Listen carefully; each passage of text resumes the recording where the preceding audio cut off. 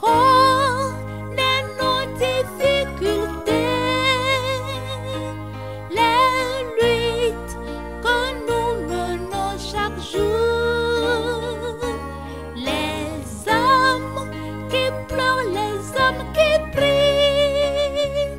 Mon Père le sait, mon Père le sait. Il sait quand nous sommes épuisés et quand nous sommes découragés. Il voit nos peines et nos douleurs. Mon Père le sait, mon Père le sait. Il connaît l'ardeur du combat, les troubles qui surviennent dans nos vies, les terreurs inconnues du monde. Mon Père le sait, mon Père le sait. Dieu le sait, mon cœur prend ta croix. Sache que les choses du monde sont vaines. Tu seras bien récompensé. Mon Père le sait, mon Père le sait.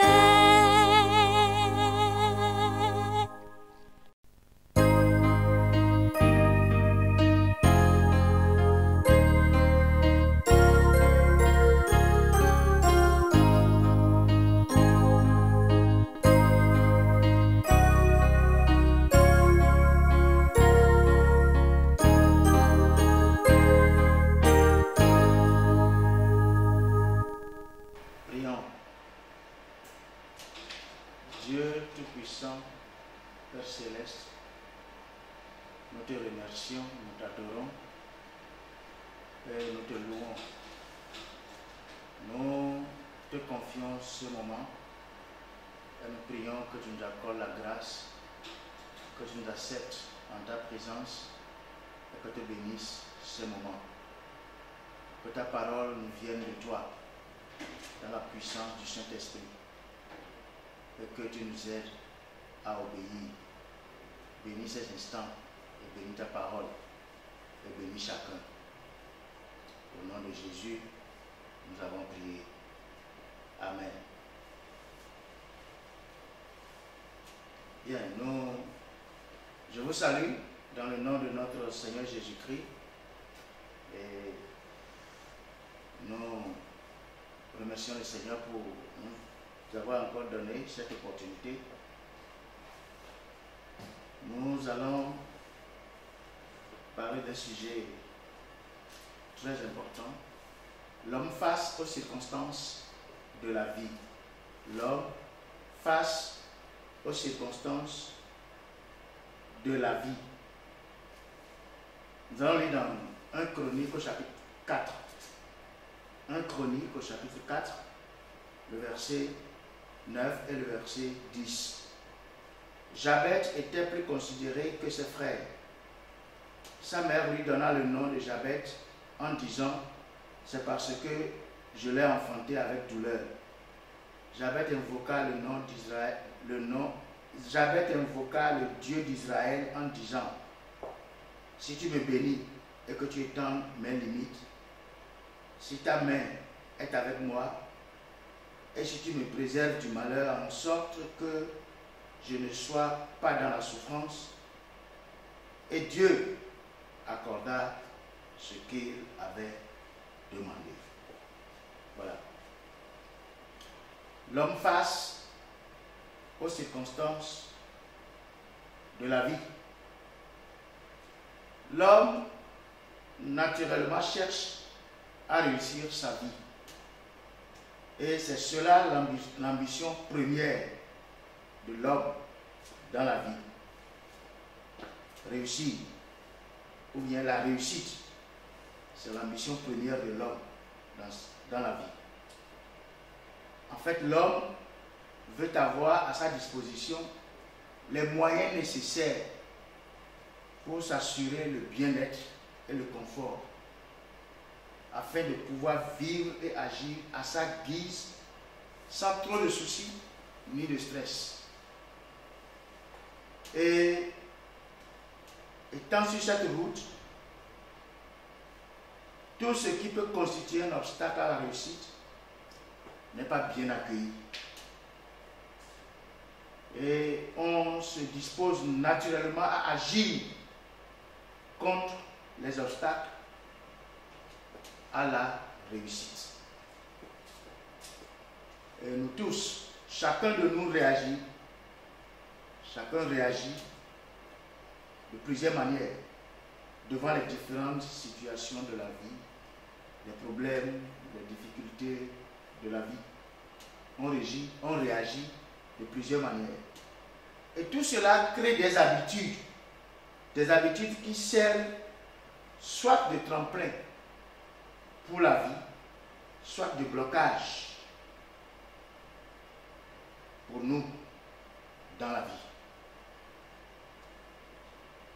Voilà. Et l'homme,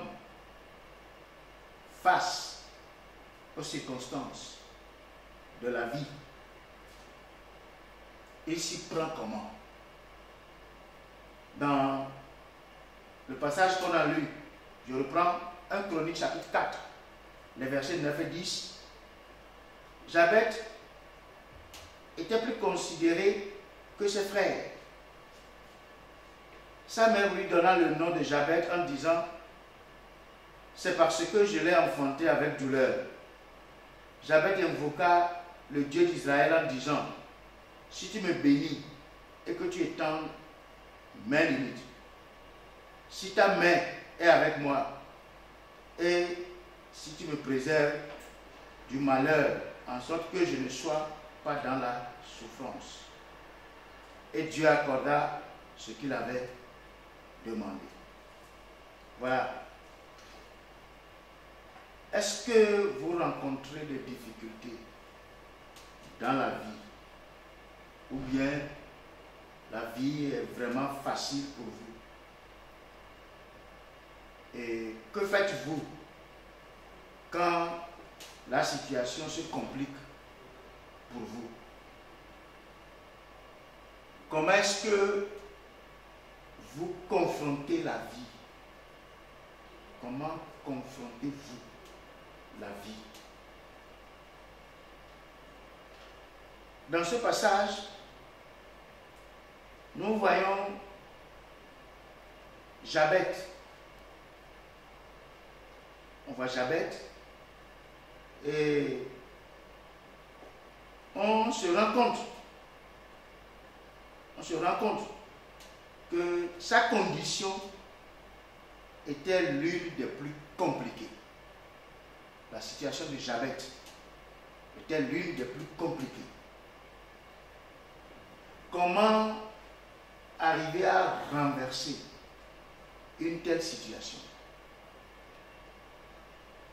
Mettez-vous à la place de Jabet. Votre mère vous donne un nom de mauvais augure. Et que fait-on dans cette condition? Vous portez un nom qui vous rappelle la douleur, la souffrance, le malheur, l'échec. Un nom qui vous paralyse, un nom qui vous jette au fond de la boue. Chaque fois qu'on vous appelle, ça vous rappelle la douleur. Vous êtes paralysé. Alors, que fait-on dans ce cas? L'homme face aux difficultés, aux circonstances de la vie. Voilà. Oui. Nous allons parler des circonstances de la vie, au premier point. Deuxième point, le comportement de l'homme.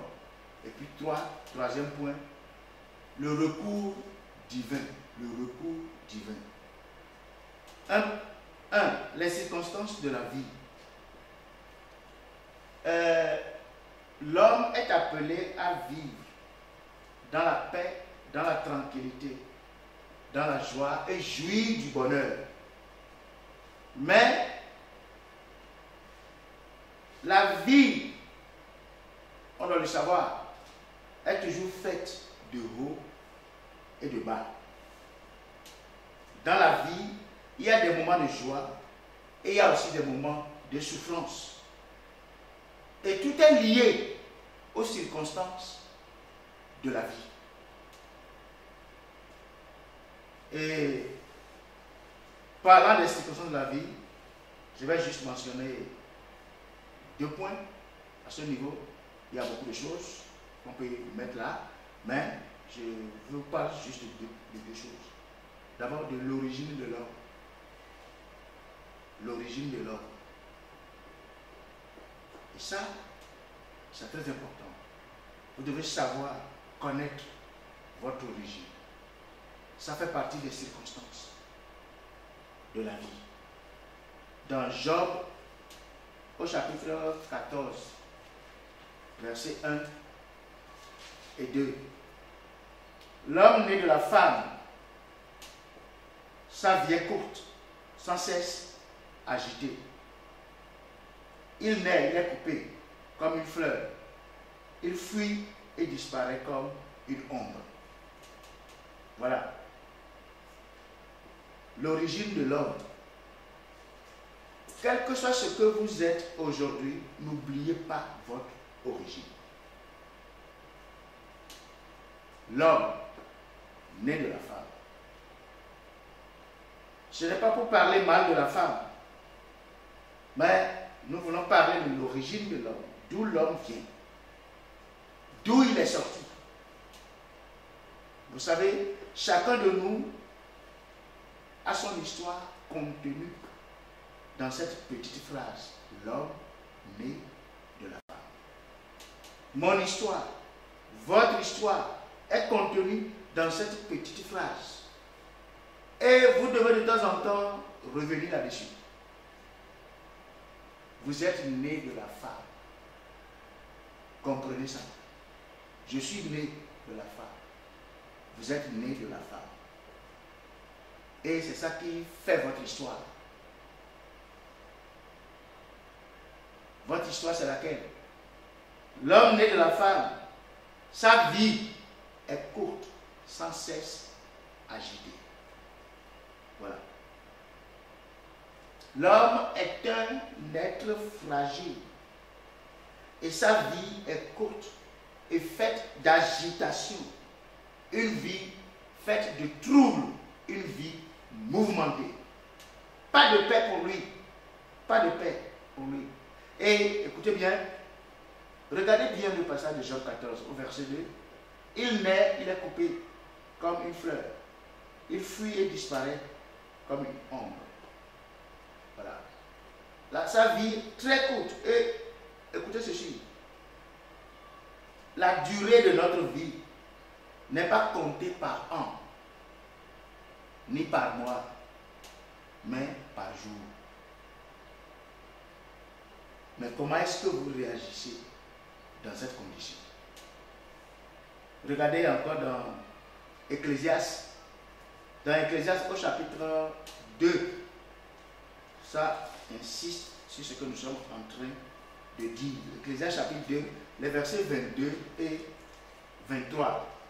Là nous lisons: que revient-il en effet à l'homme de tout son travail et de la préoccupation de son cœur, objet de cette fatigue sous le soleil?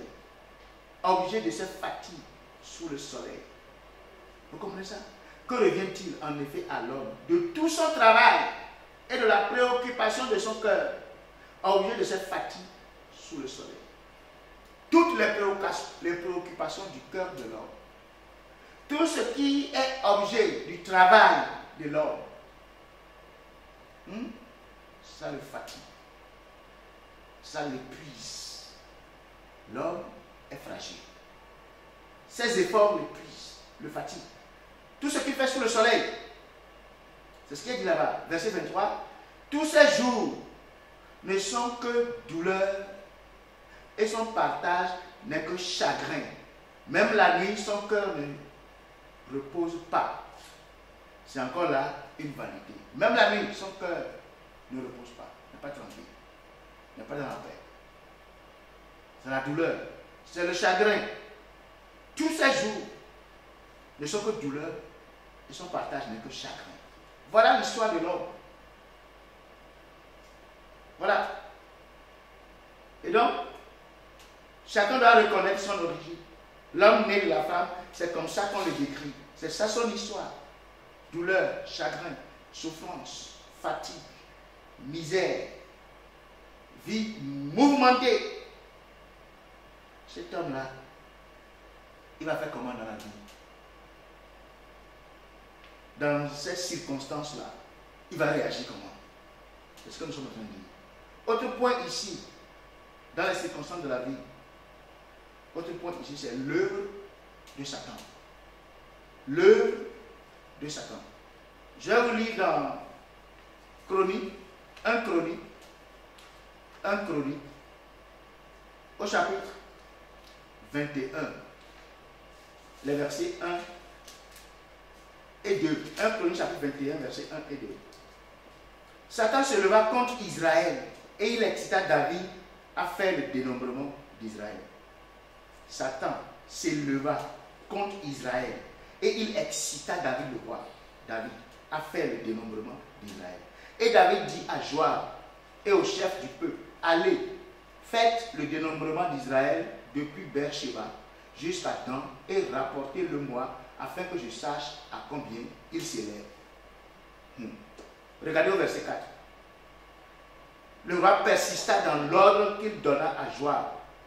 Et Joab partit et parcourut tout Israël, puis il revint à Jérusalem. Regardez verset 7. Cet ordre déplut à Dieu qui frappa Israël. Cet ordre déplut à Dieu qui frappa Israël. Israël n'a vu que Dieu qui le frappa. Pour lui, c'est Dieu qui l'a frappé. Et c'est ce que la Bible dit. Mais qui est derrière? Que Dieu frappe Israël. Qui a provoqué ça? Qui est derrière? Le verset 1 dit, Satan se leva contre Israël et il excita David à faire le dénombrement d'Israël. Et ça n'a pas plu à Dieu, ce dénombrement. Vous voyez Satan? Quel que soit, ou bien, vous savez, ici sur terre, nous ne devons pas oublier que Satan est pour la plupart du temps derrière les conflits, les problèmes, les souffrances de l'homme. N'oubliez pas ça. N'oubliez pas ça. C'est incalculable le mal que Satan essaie de perpétrer dans le monde. C'est incalculable. Regardez ce que Jésus dit. Dans Matthieu, au chapitre 13. Matthieu, chapitre 13. Matthieu, chapitre 13. À partir du verset 24. Matthieu 13, à partir du verset 24. Il leur proposa une autre parabole et il dit, le royaume des cieux est semblable à un homme qui a semé une bonne semence dans son champ. Mais pendant que les gens dormaient, son ennemi vint, sema de l'ivraie parmi le blé et s'en alla. Lorsque l'herbe eut poussé et donné du fruit, l'ivraie parut aussi. Les serviteurs du maître de la maison vinrent lui dire, Seigneur, n'as-tu pas semé une bonne semence dans ton champ? D'où vient donc qu'il y a de l'ivraie? Regardez le verset 28. Il leur répondit, c'est un ennemi qui a fait cela. C'est un ennemi qui a fait cela. Vous voyez? La parabole de l'ivraie. Quand vous voyez dans la parabole de l'ivraie l'explication que Jésus donnait après, l'ennemi qui a fait cela, c'est Satan. Voilà. Vous savez, dans ces circonstances-là, où l'origine de l'homme l'expose à de la précarité, l'origine de l'homme l'expose à de la souffrance, à des difficultés, à des péripéties. Et Satan aussi, à l'heure, le dérange, est toujours derrière lui et crée des situations. Il se comporte comment dans ces situations? L'homme face aux circonstances de la vie. Vous faites comment? Le grand problème, c'est que l'homme associe le mal à Dieu. Les gens pensent que c'est Dieu qui est derrière leur problème. Ils ne voient pas le diable. Ils n'associent pas leur problème au diable. Ils l'associent à Dieu. Et quand vous voyez Job dans ses souffrances, c'est Dieu que Job prenait comme responsable de tout ce qui lui arrivait. Job n'a pas vu Satan derrière ses problèmes, ses souffrances.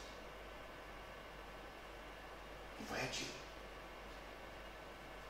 Les circonstances de la vie.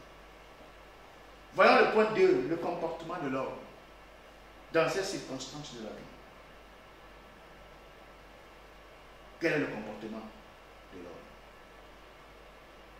l'homme? Vous savez, la nature déchue de l'homme ne l'aide pas à réagir de manière à s'approcher de Dieu. Dans la quête de la réussite, l'homme se trace sa voie et cherche à se révolter contre Dieu, à évincer Dieu, à écarter Dieu de sa vie. C'est ça ce que l'homme fait la plupart du temps. Et l'homme est beaucoup influencé par les circonstances de la vie. Vous pouvez être naturellement calme, naturellement très calme, et les gens vous connaissent pour votre calme. Vous ne donnez pas l'impression d'un homme violent. Mais certaines circonstances de la vie peuvent vous amener à afficher un comportement violent et radical. Et on vous verra, on ne comprendra pas que c'est vous qui vous comportez comme ça. Ce sont les circonstances de la vie qui vous amènent à adopter certains comportements, qui vous éloignent davantage de Dieu. Et là, on parlera aussi de certaines choses. Il y a d'abord le choix de l'homme. Le choix de l'homme. Et ce que nous voulons dire ici, lisons dans Jean, au chapitre 1, verset 5. Jean, chapitre 1, le verset 5. Là, il est dit, la lumière luit dans les ténèbres, et les ténèbres ne l'ont point reçu. La lumière luit dans les ténèbres, et les ténèbres ne l'ont point reçu. Regardez dans Jean 3, verset 19. Jean 3, 19. Et ce jugement, c'est que la lumière étant venue dans le monde, les hommes ont préféré les ténèbres à la lumière parce que leurs œuvres étaient mauvaises. Vous comprenez ça? Nous voulons dire ici que même dans les circonstances les plus troubles de la vie, la lumière continue de briller. Même dans les circonstances les plus difficiles, troubles de la vie, la lumière continue de briller. Mais l'homme choisit les ténèbres. L'homme choisit les ténèbres. Il laisse la lumière de côté et choisit les ténèbres. Le choix de l'homme. Vivre dans la lumière ou vivre dans les ténèbres. Je crois que le choix doit être clair. Mais comment se fait-il que l'homme choisit les ténèbres? L'homme choisit les ténèbres parce que l'homme déchu a toujours préféré les ténèbres à la lumière. Et rejeter la lumière et choisir les ténèbres, c'est afficher son soulèvement, son insubordination à Dieu. Et soulever, c'est afficher son soulèvement contre Dieu, sa rébellion contre Dieu. Quand on n'est pas d'accord avec Dieu, on choisit les ténèbres. Le choix de l'homme. Dans les circonstances de la vie, l'homme s'éloigne toujours de Dieu. Il ne veut pas s'approcher. Et quand il opère un choix, ça l'éloigne davantage. Il choisit ce qu'il ne faut pas, le choix qu'il ne faut pas faire. Autre chose, c'est l'endurcissement. L'endurcissement de l'homme. L'homme s'endurcit. L'homme s'endurcit. Je vais lire dans Marc, au chapitre 3, Marc chapitre 3, le verset 5. Marc 3, 5. Je lis 4 et 5. Puis il leur dit, est-il permis le jour de sabbat de faire du bien ou de faire du mal, de sauver une personne ou de la tuer? Mais ils gardèrent le silence. Alors, promenant ses regards sur eux avec indignation, et en même temps affligé de l'endurcissement de leur cœur, il dit à l'homme, étends ta main. Il l'étendit et sa main fut guérie. Jésus était dans une situation qu'il avait embarrassée. Il est rentré dans le temple. Il est rentré dans la synagogue. Il a vu un homme qui avait la main sèche. Et c'était le jour du sabbat. Les gens étaient prêts à le contrecarrer, à le critiquer, à dire toutes sortes de choses. Et il savait cela. Et il était prêt pour ça. Et il leur pose la question. Il leur pose la question. Est-il permis le jour du sabbat de faire du bien ou de faire du mal? De sauver une personne ou de la tuer? Mais les gens à qui il posait la question ont gardé le silence. Et alors, promenant ses regards sur eux, il les regardait. Regardait. Avec indignation. Et en même temps, affligé de l'endurcissement de leur cœur. Voilà. L'endurcissement de l'homme. Être endurci au point de devenir insensible à la souffrance de son prochain. Voilà. Un cœur endurci, c'est un cœur aveuglé. Un cœur qui est mort aux réalités du royaume de Dieu. Et cela crée de l'indignation à Dieu. L'endurcissement du cœur crée l'indignation de Dieu. Et c'est comme ça. Les gens, les circonstances sont là. Au lieu d'en faire un tremplin pour aller de l'avant, on en fait un blocage. On ne peut plus avancer. Et on affiche des comportements incongrus. Le cœur est endurci. Autre chose, l'indifférence et l'incrédulité de l'homme. L'indifférence et l'incrédulité. Dans Ésaïe, au chapitre 49, verset 4. Ésaïe, chapitre 49, le verset 4. Il a dit, et moi, j'ai dit, c'est en vain que j'ai travaillé. C'est pour le vide et le néant que j'ai consumé ma force. Mais mon droit est auprès de l'Éternel et ma récompense auprès de mon Dieu. C'est un passage prophétique. Ce verset-là est prophétique. Et moi j'ai dit, c'est en vain que j'ai travaillé. Et c'est pour le vide et le néant que j'ai consumé ma force. Vous voyez ça? L'homme, dans les circonstances que Dieu permet dans notre existence, l'homme, au lieu de les saisir comme des opportunités, l'homme ne comprend pas. Il reste indifférent, il reste incrédule. Incrédule. Vous restez incrédule, indifférent devant cette situation? Ah non. Nous sommes en train de dire, les circonstances de la vie doivent vous rapprocher de Dieu et vous remettre sur la bonne voie. Nous sommes en train de dire que vous avez besoin de Dieu. Vous ne pouvez pas continuer seul comme ça. L'être humain a besoin de Dieu. C'est ça qui m'amène au point 3. Le concours divin.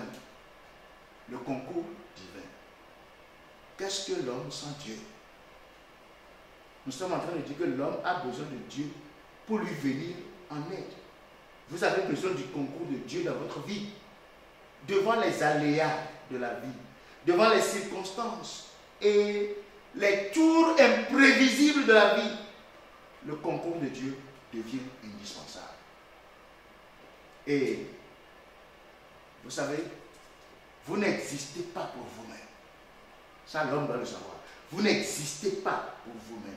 Dans Ésaïe au chapitre 45, Voilà ce que la parole de Dieu déclare. Ésaïe au chapitre 45, versets 9 à 12. Là, il est dit ceci. Verset 9. Malheur à qui conteste avec son Créateur. Vase parmi des vases de terre. L'argile dit-elle à celui qui l'a façonné, à celui qui la façonne, que fais-tu? Et ton œuvre, il n'a point de main. Malheur à qui dit à son père, pourquoi m'as-tu engendré? Et à sa mère, pourquoi m'as-tu enfanté? Ainsi parle l'Éternel, le Saint d'Israël et son Créateur. Veut-on me questionner sur l'avenir? Ainsi de suite. Vous voyez? Regardez le verset 12. Verset 11. Ainsi parle l'Éternel, le Saint d'Israël et son Créateur. Veut-on me questionner sur l'avenir? Me donner des ordres sur mes enfants et sur l'œuvre de mes mains?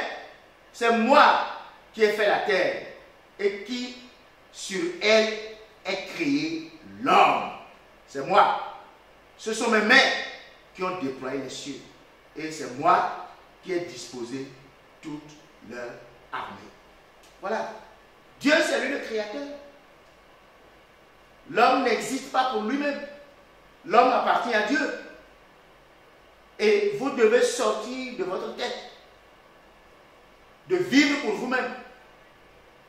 Vous appartenez à Dieu, vous existez pour Dieu et non pour vous-même. Vous avez besoin du concours de Dieu dans votre vie. Ça, vous devez le savoir. Deuxième chose, vous avez besoin de l'aide de Dieu. Vous avez besoin de l'aide de Dieu. Jésus dit, sans moi, vous ne pouvez rien faire. Jean 15, verset 5. Sans moi, vous ne pouvez rien faire. Un homme sur terre et qui n'a pas besoin de Dieu, ça je n'en connais pas. Ça n'existe pas. L'homme ne peut pas se passer de son Créateur. Et si vous pensez que vous n'avez pas besoin de Dieu, vous êtes dans l'erreur. Vous êtes vraiment en erreur. Et vous courez un grand risque. Vous avez besoin de l'aide de Dieu. Vous ne pouvez pas. Allez, rappelez-vous votre histoire. L'homme né de la femme, il a besoin de Dieu. Vous avez besoin de Dieu. Et donc, pour tout ça, vous devez vous repentir. Oui, dans toutes ces circonstances de la vie où nous devons profiter pour nous rapprocher de Dieu, vous vous en êtes éloigné. Il y a un grand écart entre vous et Dieu.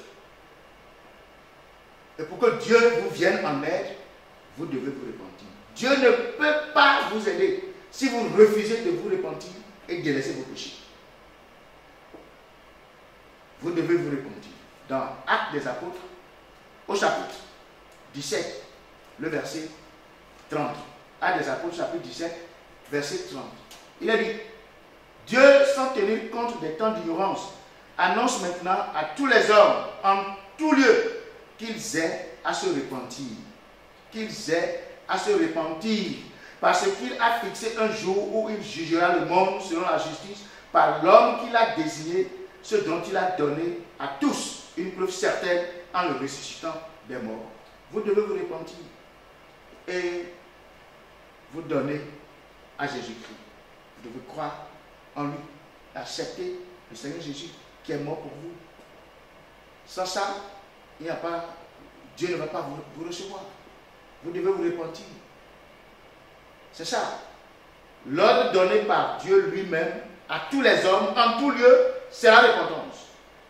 Et Jésus a pris nos péchés. Il est mort pour nous. Si vous vous repentez et vous délaissez vos péchés, vous acceptez le Seigneur Jésus comme votre sauveur, votre Seigneur, qui vous sauve de vos péchés, qui vous pardonne vos péchés, alors là, Dieu aura pitié de vous.